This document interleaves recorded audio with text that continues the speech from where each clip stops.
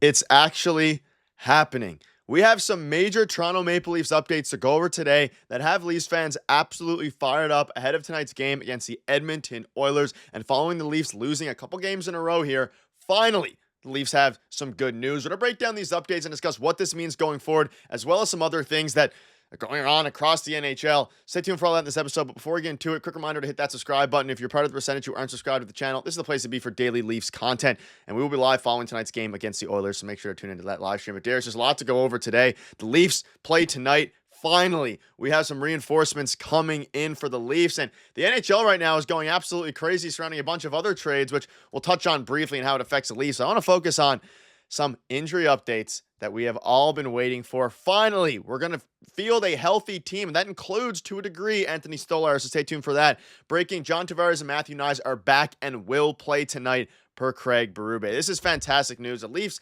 despite the struggling, they haven't been playing well at all. Some fans may forget sometimes, they have been missing a couple of their key players, John Tavares and Matthew Knies, really on the power play, obviously when it comes to goal scoring. And finally, Tavares and Matthew Knies are back. And one of the moves that was made was Jacob Quillen sent back to the AHL. But Darius, finally the Leafs have some reinforcements coming in. And it is quite frankly desperately needed and needed now, even though they do have a pretty long break here coming up.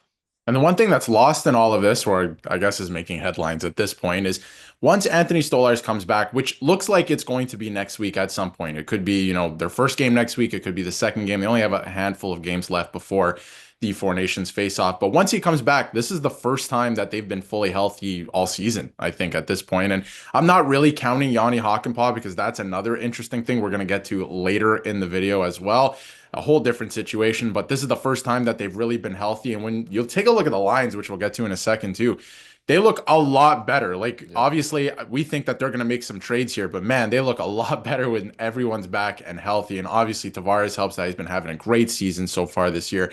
He's still, in my eyes, a number 2 center. And Matthew Knies has been having a great year. He's going to score 30 goals, I think, this year. And, he's just going to continue to do his thing. So getting them both back, they're both feeling good, healthy, is going to be a big obviously bonus for the Leafs, but especially tonight against the Edmonton Oilers. Obviously, Connor McDavid has invested interest in beating the Leafs. It's always a good game, so I'm glad that they're both back because it's going to make for a really good game. Yeah, it is a very important game as well. The Leafs have obviously been struggling as of late here, and let's look at the lines. And we have some other updates to go over, but we finally have what I think is the best rendition of this Leafs team for this season at least. Matthew Knies, Austin Matthews, Mitch Marner, Max Pacioretty, Tavares, Nylander, McMahon, Domi, Robertson, Holmberg, Kemp, and Lorentz with Reeves on the outside looking in here. So, this is the lineup that we saw briefly, but it's been a while since they've been fully healthy. You have Knies, Matthews, Marner, so that first line is back together. You now have Pacioretty and Tavares healthy at the same time, so that line is back together, and that moves everybody down. You now have McMahon on the third line with Domi and Robertson, and then, of course, Holmberg there. So everyone gets stretched down. Regarding the blue lines, you have McCabe, Tanev, Riley, OEL, Benoit, Timmins with Myers on the outside, which I think is also probably the best look, and that's what they had to start the season, albeit the pairing's a little bit different. And you also see Wall and Stolarz down there, which is also a very good sign. But I want to get your thoughts on these lines. I think it's the best rendition that this team has put out in a very long time. And if they can come out and get a statement win tonight against a very good Edmonton Oilers team, that would go a long way in calming down what we've seen from the past 3 games, which has been some pretty lackluster play by the Leafs. I think this might be the best version of this team as they are right now, right? Barring, Hakanpaa is still out, right? And obviously, Ryan Reeves not being in the lineup, so you add some more speed and, the physicality is still there with Pacioretty and stuff like that. I think this is the best version of the Leafs right now, right? They're going to make some trades, but still, I love some of the line combinations. Not a fan of that first line still, but they're going to stick together. They're going to stick together at this point. At times this season, Tavares, Nylander, Pacioretty, they've been dominant, right? So I want to see them get back to that. Pacioretty's been kind of so-so, kind of lackluster since he's come back from injury. So I want to see him pick up his game as well. Third line was good in the month of December, right? So I'm hoping that, maybe they can get some chemistry going again. And then the fourth line, there's no Reeves tonight. So all the speed, Edmonton's a fast team as well. We know what they're about. So obviously I don't think Reeves was going to play tonight. And the one thing that's the most interesting to me, besides obviously Stolarz being in the backup position there and practicing regularly again, is the line combinations for the defense pairings tonight, which, I think who's going to be playing against Connor McDavid tonight, and it's McCabe and Tanev, and I think that's a good thing. So it's going to be interesting to see what Riley can do with OEL this time around. Not too concerned about the final pairing there because we know, as best as he can, Craig Berube is going to line match Tanev and McCabe with Connor McDavid. So it's going to be a very interesting matchup. And again, Riley has to get going. I'm looking at Riley tonight out of everyone, all the line combinations, all the new things that they're trying tonight with everyone coming back from injury. I'm looking at Morgan Riley tonight to step up his game. Yeah, I mean, he needs to. He's been playing pretty bad this entire season, especially over the last few weeks. And obviously, yeah, McCabe, Tanev, shutdown pairing for. I mean, you have McDavid, you have Draisaitl, all those guys to look out for. And regarding the power play unit, which is going to be something else to keep an eye on here, they have the 5 forwards, which is interesting. And then, of course, the second power play, Riley, Domingue, Man, Robertson, Pacioretty. No OEL in there as of now. But some other things to go over here. And obviously, we know Matthews named as the captain. I want to speak on Anthony Stolarz. He had his own net at least practice. Craig Berube said he's feeling good. There's no physical element. He's solid there. It's just conditioning and the timing. Stolarz suggests he still wants a couple more practices, calls himself a perfectionist, which is fine with me.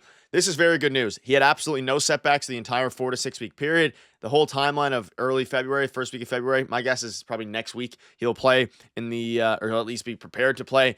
This is fantastic news. Stolarz is here. The team now is finally, once he comes back, going to be fully healthy. And this is at a great time because they have a game or two to see ahead of the trade deadline. I mean, there's a lot of time left for the trade deadline. We're seeing trades fly like crazy, though, so it could seem that the deadline is going to happen a bit earlier than the actual hard deadline here for players becoming available. But the Leafs will have a little bit of time at least to see how their lines are looking, how everything is looking before making some final decisions on who they choose to go for. But, I mean, we saw JT Miller. He's gone as well now, so that Morgan Riley for JT Miller, which a lot of you guys in the stream are hoping for, is no longer a reality. But Stolarz is back. That's what is a reality, and that is very good to hear. Yeah, there's a lot of rumors going around the league right now, like different executives and stuff like that, saying that there's like a weird kind of new trade deadline this year because of the Four Nations face-off. People want to get it done before the Four Nations face-off so players can be with the team earlier to get acclimated with the systems and stuff like that. So it's going to be a very interesting week this week to see if Brad Treliving actually does pull the trigger on anything. I doubt it, but I think it's going to be interesting because a lot of options are flying off the board right now.